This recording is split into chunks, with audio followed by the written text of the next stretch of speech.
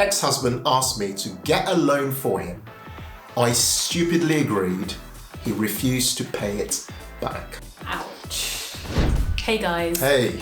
We recently asked our audience on Instagram how exactly they got into debt, and we were floored with such interesting responses. Yeah. Now, we spotted some trends in the responses and we thought it would be a great idea to share them with you guys today. Yeah, and we'll just comment really and react to them. Also worth mentioning that these things we're going to be sharing today is in no way a judgment. We just thought we'd really highlight these key points, particularly at this time of year, in case you're somebody who might be in debt already or somebody who might be considering taking on some more debt. The various things we're going to be sharing today are things we hope will help you on the journey towards managing your finances a lot better. Mary and I are also going to be sharing our own personal experiences of these various shocking reasons why people got into debt. Okay guys, if you're really enjoying today's video, we'd love for you to give us a signal by hitting that like button, because it really does help to get this video shared with so many more people. For those who are new to our channel, my name's Ken. And I'm Mary. Of the Humble Penny and Financial Joy Academy. What we do on this channel is to give you the tips, the insights, the practical hacks to help you take control of your finances, grow your money, and work towards a dream life of financial independence and money joy. All right, let's dive in. Let's talk about these. Let's do this. So what's our very first one? Well, our first one is weddings, right? Wow, okay. So what did someone say? Somebody said, had to take out a 6K loan days before to pay off vendors. Wow, okay, so this is someone who's getting married, obviously, and they might have, by the sounds of it, underestimated their costs. Yes, exactly. They probably underestimated their costs and probably had like a figure in mind that the wedding would come up to. This is probably, like you said, they underestimated. And so, bills had to be paid. Do you know what? This is actually a really big topic, because weddings, we know, is a massive thing with the rise of Instagram and, all the really, really big weddings. Yeah. There's this huge social pressure for people to almost outdo their friends or do something even better. And of course, with doing that comes a lot of costs. Yeah, I know. I keep saying I'm so glad we got married when we did in 2011, literally just before the blow up of Instagram. There was no pressure. Obviously we had our own. There was still pressure, of course, indirectly. but there was not still how it is today. Yeah. Goodness. I would agree. Yeah, it's not as much, but that's just so interesting. Another one actually is also regarding weddings. Somebody said, started with a credit card to pay trips to my bestie's wedding. Wow. And she's got in brackets America and Cameroon. So I'm guessing they had a traditional wedding and then a white wedding in two different countries. Okay. She said then it got out of control to 3K. Wow. £3,000. And she said it was 24 months interest-free. I was 25 and no financial education, should have been more cautious. Wow, this is actually a really big one, because oftentimes when people get married, they ask them to become groomsmen and bridesmaids. Yeah. And that usually comes at a cost, but no one ever really talks about that cost. Exactly, it does come at a cost. But then this is also, she doesn't say whether she's on a bridal party. She probably is, because she's the best friend, which meant even more pressure to attend the both weddings in the two different countries.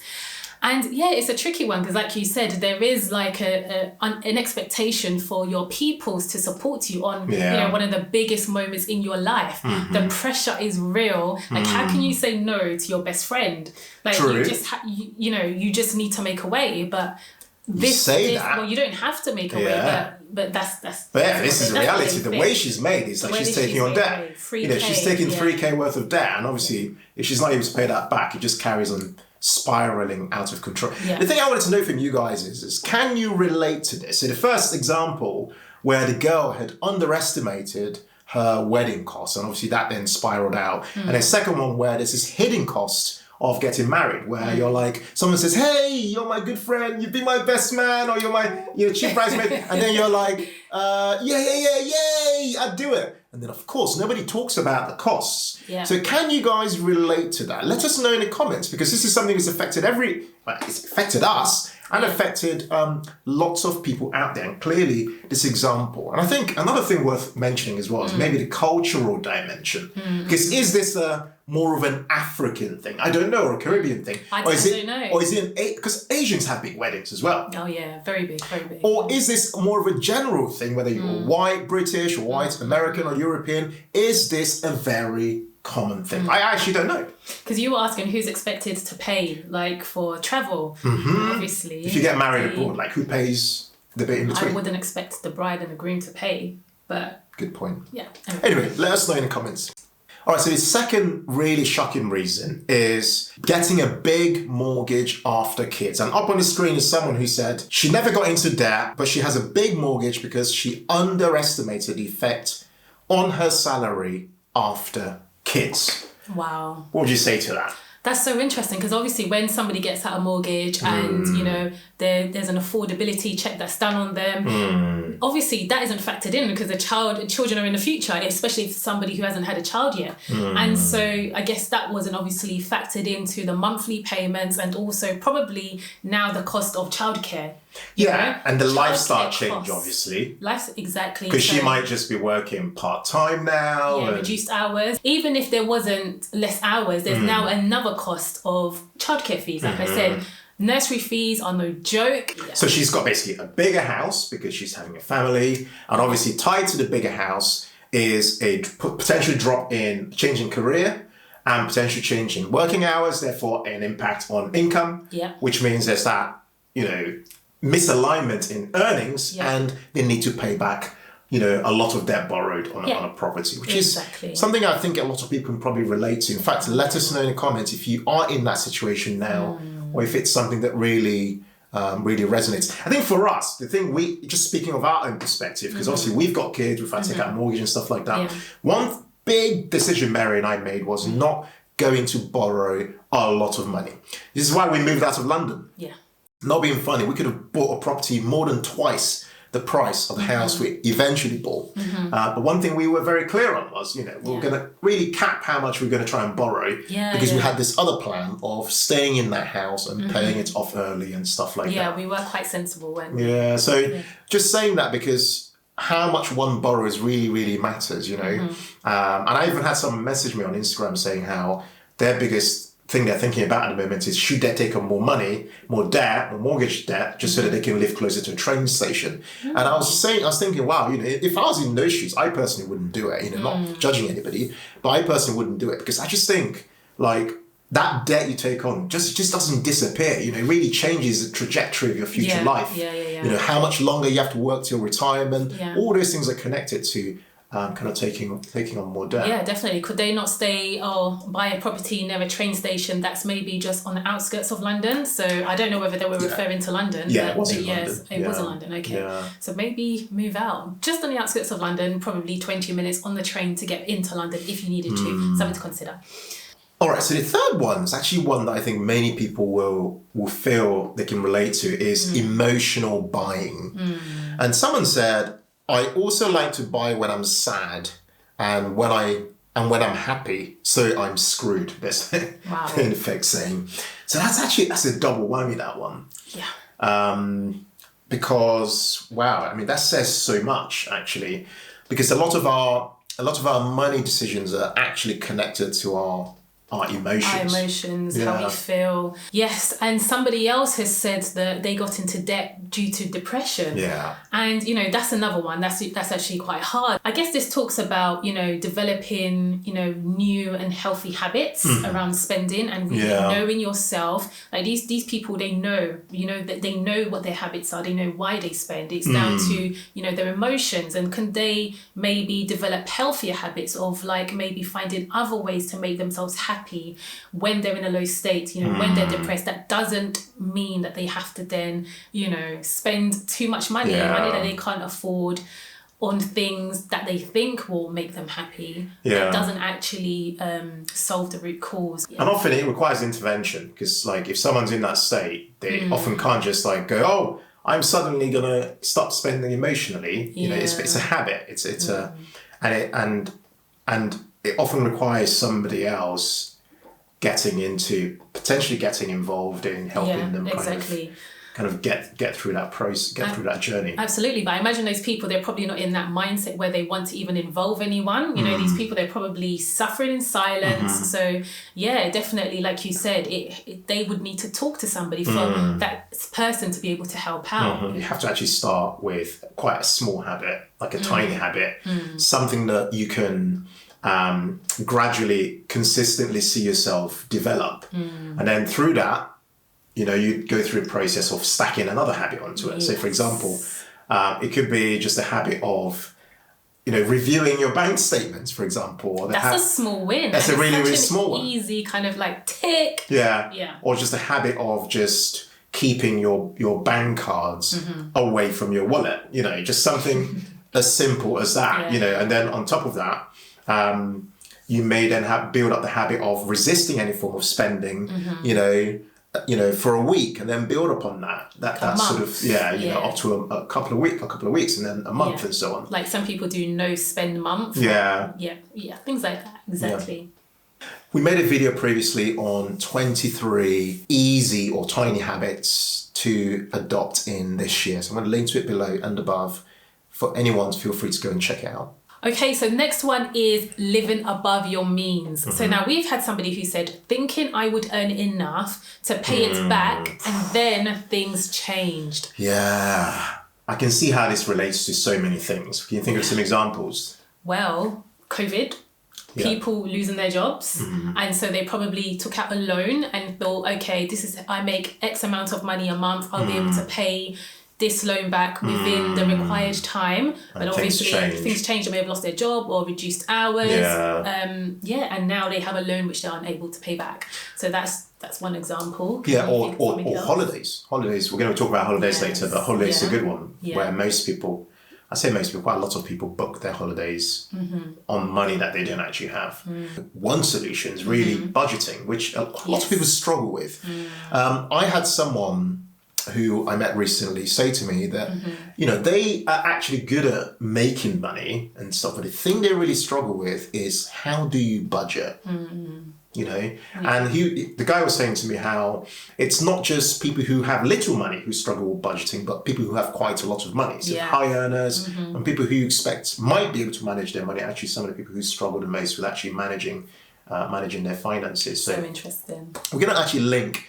We've got a Budget for Life tool, which I'll link to below and above for anyone who is interested. Feel free to check it out. It's the actual budgeting tool that Mary and I use, as well as videos that we've made previously on this area of budgeting. Again, I'll link to those below for you to head over and check them out. So next one is regarding borrowing money to invest. So somebody said, I wanted to use debt to buy index funds. Yeah, so this is a fascinating one actually, because I guess when people think about doing stuff like this, they're not really thinking about the returns, the risks and rewards of what they're doing. So when you take debt, obviously debt comes at a cost. Let's say you're making it up. Let's say you're using your overdraft, or you're using a credit card, or you're using anything, some form of access to debt.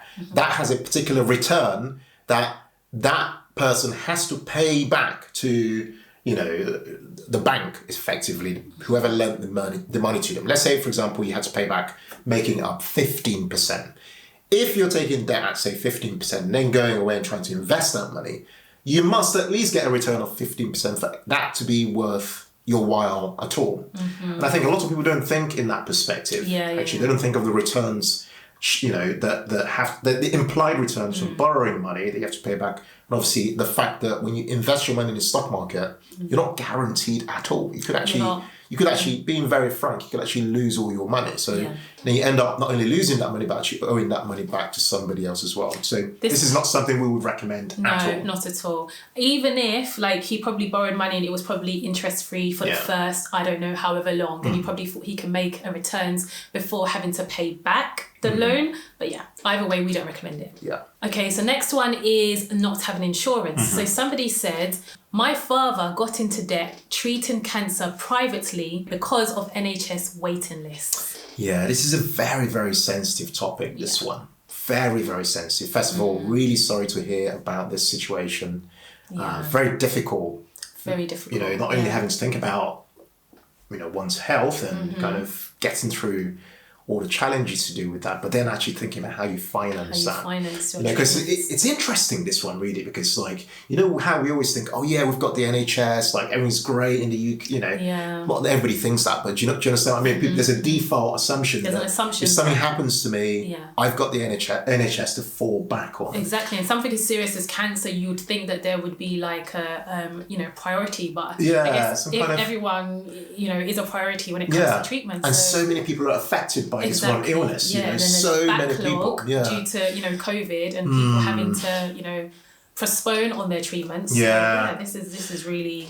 I think what this one really speaks to, if we have to look at it from a different perspective, it reminds us of the importance of having a particular type of insurance. For example, life insurance policies that cover like terminal illness or illnesses that just might not be treatable, things like that. Might be things to really explore, not really when you need it, but when you don't need it, more than anything, is when you don't need it. And again, this speaks to the importance of insurance for other areas around critical illness and things like that. That although we may view as just money being, kind of thrown down the drain, money being wasted, really and truly, the value we're getting from insurance products is that we're getting that peace of mind, that protection in the event that something happens, which, statistically, if I can say the words properly, that sort of this disease affects, quite a lot of people in this country and beyond, This is, I guess, when we were thinking about this particular point that somebody made, it just made Mary and I always just ask ourselves, wow, what does this really mean? Not just for us, but for family members, Again, another reminder of the importance of having the right types of insurance. Absolutely. All right, so this next one really, really was just shocking. So the next one's on borrowing money for others. And someone said, ex-husband asked me to get a loan for him. I stupidly agreed. He refused to pay it back. Ouch. Is it just me, or is this a one-directional thing? I've never really seen women say... I've never really seen men saying that, like, oh, my wife or ex-wife or whoever asked me to borrow some money for her and I should never pay back. I've never really come across that. I mean, I might be assuming here, but if I'm wrong, can someone please let me know in the comments if they've seen that other scenario? Yeah. But it seems to be more affecting women. I mean, what do you think? I personally, I wouldn't know. I've not noticed that trend, but it's just a tricky one because you would want to. It's so hard to say kind of no to your partner, especially if you can afford to, and there's an expectation that they would pay back. Like, how would you ever expect your own husband or wife to not pay you back? So that's that's a hard one. Actually, really a difficult dilemma that she was placed in, and now this is what happened. It's such a shame. Such a shame. Can you guys let us know in the comments? Jump in the comments and let us know. Have you been affected by this, or has anyone been affected by relationships that have ended up breaking down? Partly because of, I guess, lack of trust, because this is what this is about, isn't it? Someone says they're going to do something, they don't do it, then it might lead to something else. Let us know in the comments. Next one is mismatch between expenses and income. So somebody said, overspending and not checking how much I have coming in to ensure I can clear it. Wow. Do you know what? This is an interesting one, because this is something you would associate with a lot of young people, right?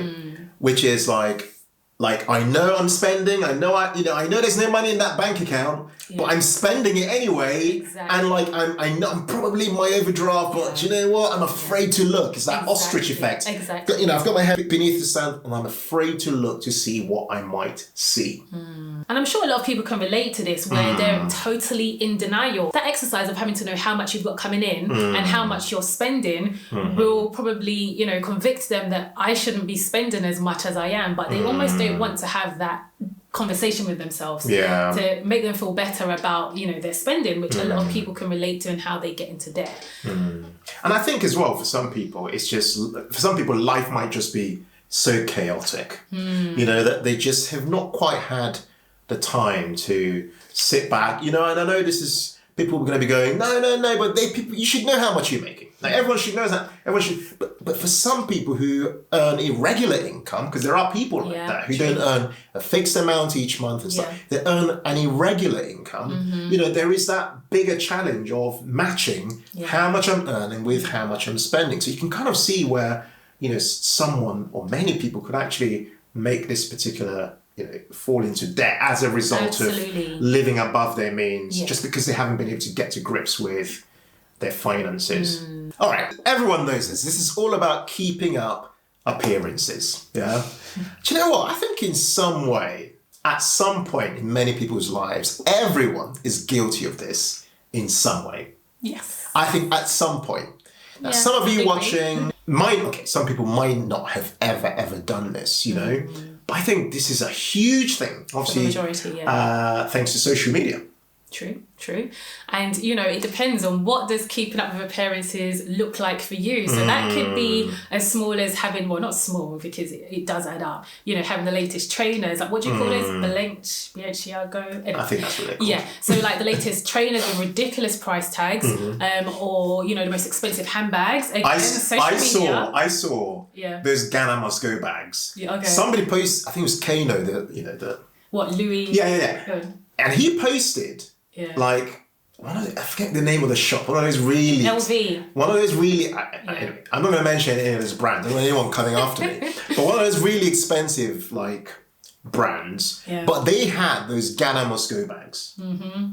Right. And the price was like 1499, something like that. Wow. I used to go find my Ghana Must Go bags. And there are people DIY. There are people who, I don't know, would pay that just to have that badge stuck to that bag, I mean, I don't know what to say to that. But it's just so interesting. It's all about, I guess, it's all about your status.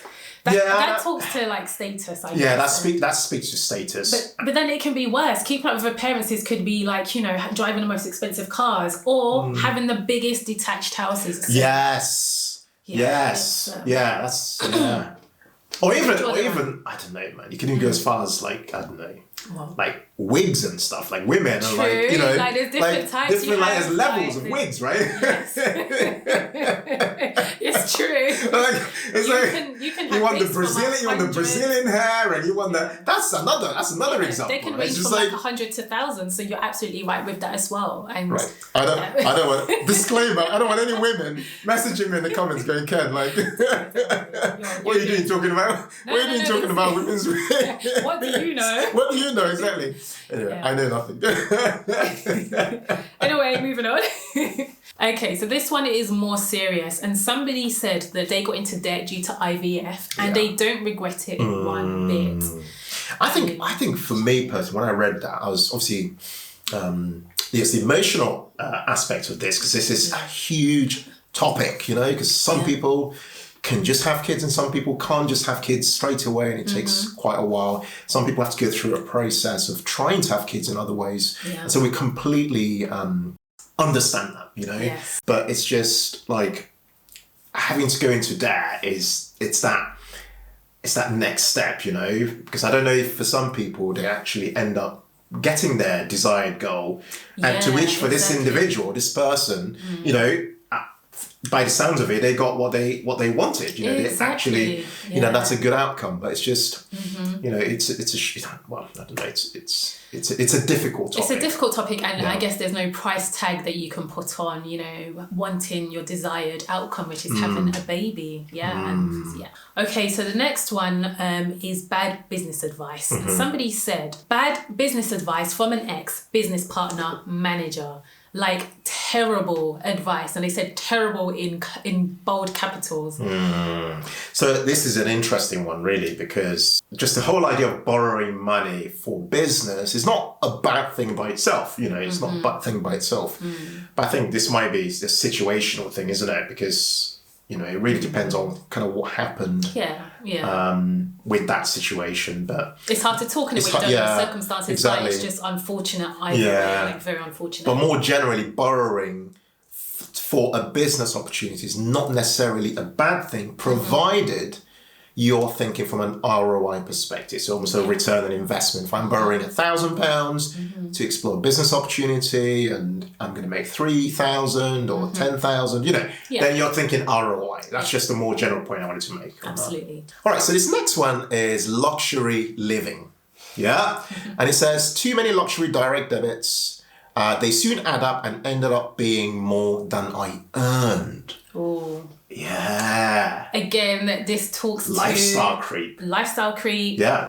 Wanted to keep up with the Joneses, possibly. And, I guess not having a clear idea on their numbers, how much is coming in, how much is going out. Yeah. Do you know what? Basically. I think that this is an interesting one because when you make an income, make a salary, the real difficulty most of us have is the I can afford it mentality.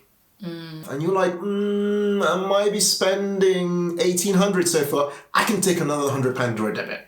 And you're like, oh, I've got £100 left over. Yeah. And then, and to the extent, and this is assuming you even know how much you're making and you even know how much you're spending, reliably, which, quite a lot of people don't. A big thing that we should all really question, just because you can afford something more generally doesn't mean that you need to get it. Yeah. Could it go towards your emergency funds? Could you maybe invest some of it, save some of it? Yeah, I think another principle worth bringing up here is that principle of pay yourself first, right? It sounds really stupidly simple, but have you paid yourself? Like, to what extent? Because if you know, because this is one thing, it sounds really, really simple, but if you make 100%, have you paid yourself 10%? I mean, because if you've paid yourself 10% or 20% in a month, then what's left over is what you can then use to live on. Yes. But I think it's that priority. A lot of us don't really prioritize ourselves from the perspective of the future. We might prioritize ourselves from the perspective of living for today, now, the luxury, the things I need to kind of live for now, rather than thinking ahead. And if you guys haven't seen it, Ken did a great video on 8 places your money should go. So check that video out where he goes into more detail about this particular subject. Next one is buying a car on overdraft. So somebody said, you're really laughing. Sorry. Buying a car on an overdraft, thinking I could pay it off easily, but couldn't. Gosh, I've never heard of this. I've never heard of this one before. So yeah, the reason I'm laughing actually was because I made a car mistake. So hands up, I've talked about this on many videos, and I think many people can relate to car mistakes as well. Yeah. In fact, we made a detailed video about it, just kind of coming back on this topic properly, which I'll link to below and above. Cars, big topic. Even in my family, boy, like I said, I don't want to judge anybody. Yeah. But cars are a big topic for Africans. For Asians, for everyone. Cars are a big topic. This is regarding pleasing others. And they said, trying to please others by buying and wanting to always give people the best. What you know what? Person. You know what? First of all, nice that you're trying to do that. Yeah. But in many ways, if you dug a bit deeper, it's almost as though you're seeking some, some validation or seeking something from people. Approval, that's it. Yeah. By trying to, trying to please people, my personal experience is that you can't please everybody. It just never happens. Exactly. It just never happens. You can't please everyone. And by doing that, it's at a detriment to, your finances and, you being able to do things for yourself when you need to. I've watched my parents, I use my mum as an example, help so many people. Yeah. But it helps so many people. Yeah. Do they appreciate it? I know. The extension of the hand just gets bigger and wider, and there's a wider expectation for more. Exactly. So, almost this people are like, well, you should do that for me. Yeah, I'm entitled. I'm entitled to it. You should be paying for my salary. Can you should be paying. You should be paying my bills. This is real, This is not made up. I mean, this isn't what she's saying. No, but I'm just saying I'm saying something else. I'm just saying. Just extending it's a different, slightly unrelated point, but it's a reality of life. It's what happens. All right, so this next one is real. So real. And when we think about debt, it's easy for these elements to be missed out. Okay, so this is tied to unexpected life events. And someone said, my parent died and I took over household bills whilst on a doo-doo wage. Wow. And this is a serious matter, because you don't often hear this aspect of debt and how people got into debt, but this is real life events that this person obviously could not avoid, our absolute, condolences, and we're really sorry for that situation that this person ended up in. I mean, what would we advise somebody to do? Or what would we expect somebody to do in that situation? Do you know what I would say to this is preparation. And I mentioned this because a family member of ours, my brother-in-law's dad, unfortunately passed away recently. And, and this subject of death is something we don't really, as a community, don't talk about enough or don't prepare for enough, And there's just a wider topic on just preparation for stuff happening, and conversations being had. I remember meeting one of my mentors and he was saying to me how he went to a funeral of an Asian family, and at the funeral you expect people to be wailing and crying, someone's but people were drinking champagne, and people were and he's hang on, what's going on here? Yeah. And he's like, oh, well, how their parents basically took out life insurance, took out all these products to make sure that in the event anything happened to them, their children would be sorted out. And one of the guys apparently whose dad had passed, I think it was a dad or a mum, whose parent had passed away, essentially basically became retired early. Because the parent had the foresight to say, well, actually, I'm going to take out life insurance, I'm going to take out various things to prepare for the inevitable event, which everybody faces. And this is also a wider subject around, building generational wealth as well. Yeah. So this is... It's an interest... I know I've asked you guys so many times to comment, all right? It would just be interesting to know if what we're saying around this whole preparation for, no one talks about it, death, is something that you guys are facing or have thought about. It'd just be interesting to hear your perspective. Let us know. Somebody else said they got into debt due to university, and they sent us a long message. So what they said was, for me, it was deciding to go back to university later in life. Loans and grants aren't available to mature students where I live, unfortunately. And this led me to using credit cards to fund my lifestyle. Right. Thankfully, I paid off 6,000 euros of my original debt of 1,200 euros. I also managed to invest £1,200 into my... 1,200 euros into my pension, as well as develop a stronger plan in reducing my debt and develop an investment strategy thanks to you guys. Wow. Okay. Amazing. I'm graduating this year and generally look forward to what the future holds. I've learned so much these last 4 years and will hopefully look back in another 4 years and be stunned how much further I've come. Looking forward to seeing what the Humble Penny brings to my life in 2022. Amazing. Yeah. So this is a really interesting one and good news in many ways for this individual. Yes.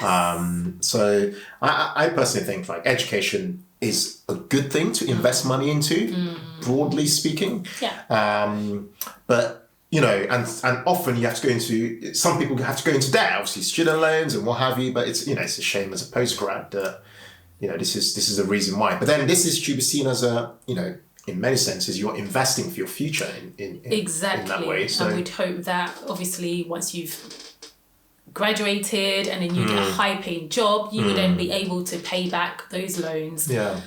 And get further lifetime opportunities. Exactly. Yeah. So the next one's parental debt. Okay, someone said, my father got into debt and faced civil imprisonment. My mum and his family pressured me to take out a loan to pay back his creditors and get an attorney. This was the first time I took out a loan at a time when I wanted to buy a piece of land. I went from saving every month and enjoying my 20s to paying installments, and then took out a credit card, and it was downhill from there. Oh my gosh. I'm debt free now, but it gave me a glimpse of my future if I don't manage my money wisely. I hate to admit it, but I have some of his character traits and work very hard not to follow his example. Wow.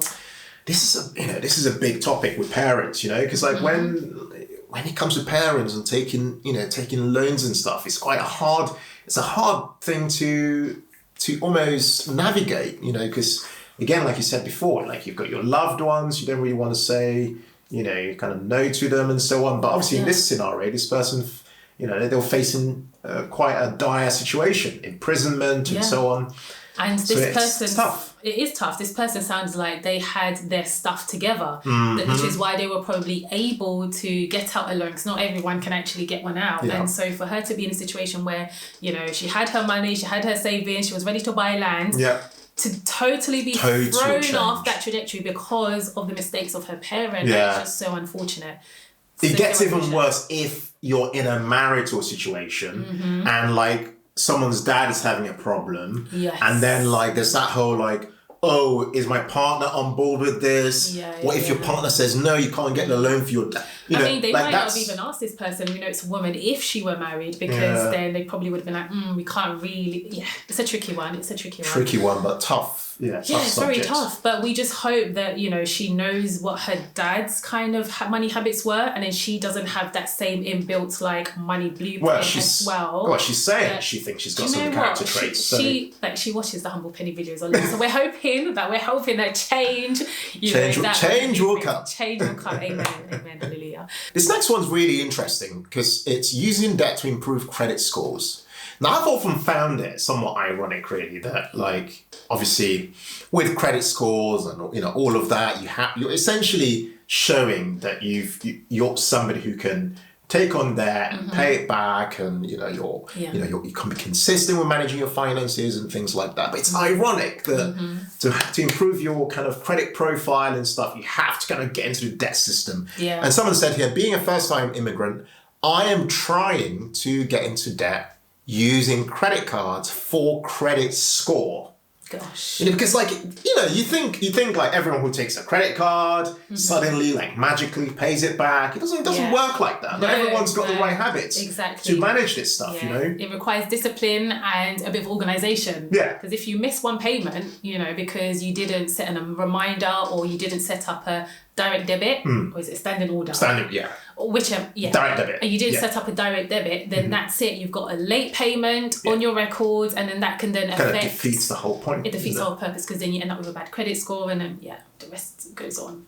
Yeah. So it can work for you if you're disciplined and you're organised to be able to make your monthly payments back. Yeah, it can work for you. But if you're not that person, then it could land you in trouble. And it remains ironic, really. It does. So the next one is ignorance, basically. Somebody said, I honestly just didn't realise there was an alternative. That says so much about our culture.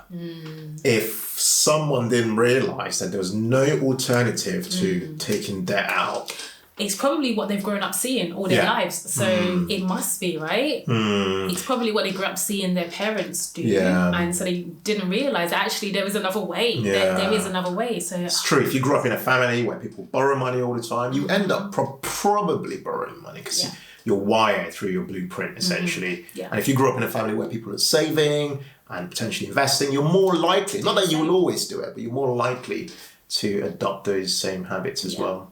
Okay, so next one's house renovations. Okay, now over this last 18 months with the pandemic, like we go out for walks, right? And everyone seems to be building or remodeling or redoing or redoing everything. Yeah, there's scaffoldings and skips everywhere. I know. And I'm thinking to myself, wow, like obviously I get people haven't been traveling and and stuff like that. There's some money. People have got their money that they haven't spent, but like I'm very like skeptical. Right? I don't think people are really spending their own money. Is my theory. I think quite a lot of people. I personally think quite a lot of people actually say, "Oh, I think let's do up the kitchen. Let's paint the kitchen." And suddenly you start painting the kitchen. It's like, actually, let's buy a kitchen. Let's buy a whole new kitchen. Let's just rip it down. Let's just take the whole thing down. Yeah. And then you're like, you see those windows? I'm seeing everyone's now got those grey windows. I saw those down. Everyone's now got the grey ones. And it's like, oh, our neighbour's got grey windows, window panels. I think we want grey ones. I don't like white ones anymore. I want white ones. I want grey ones instead. And then suddenly you go from like wanting little painting to like new kitchen, like we've seen people, I'm like, whoa. Yeah. Like people are not that rich, like seriously. They haven't got that much money. Otherwise, like the savings rate in this country would not be between 7% and about 11% on average if people had that much money, right? So like there's something going on here around like kind of borrowing. And again, we come back to this whole point of, I think I'll make the money one day in the future. Because the house price will go up. Yeah, so therefore I'll borrow the money today. And it doesn't always work out, but for some people, it does work out. The renovation adds a lot of value to their thing. And we hope it works out for you eventually. Yeah. Okay, so the last one is regards to lack of financial literacy. So this person said, a lack of education whilst young. I had attitude where I would never check my bank balance. Again, it's that, what did you say? Putting your head in the sand. It's that ostrich effect. Ostrich effect. I think that's what it's called. I think just like you say, a broader point on just a general lack of financial literacy. I mean, I think one thing we've got as an advantage right now is that the channels like this exist and people are starting to get access to good quality information and guidance and, that sort of stuff. And I just hope that it just means that we're just so much more smarter with our money and smarter with how we look after the limited resources we've got. Absolutely. And prepare better for the future, Absolutely. This is a big motivation, by the way, for why we're making a video like this, is we want people to actually hear other people's stories. So we hope you guys found this video useful. If you did, please do share it with somebody, like this video, and subscribe if you haven't done so already. Guys, thank you so much for watching today's video, and as ever, in all things, be thankful and seek joy. Take care. Take care, people. Bye. Bye.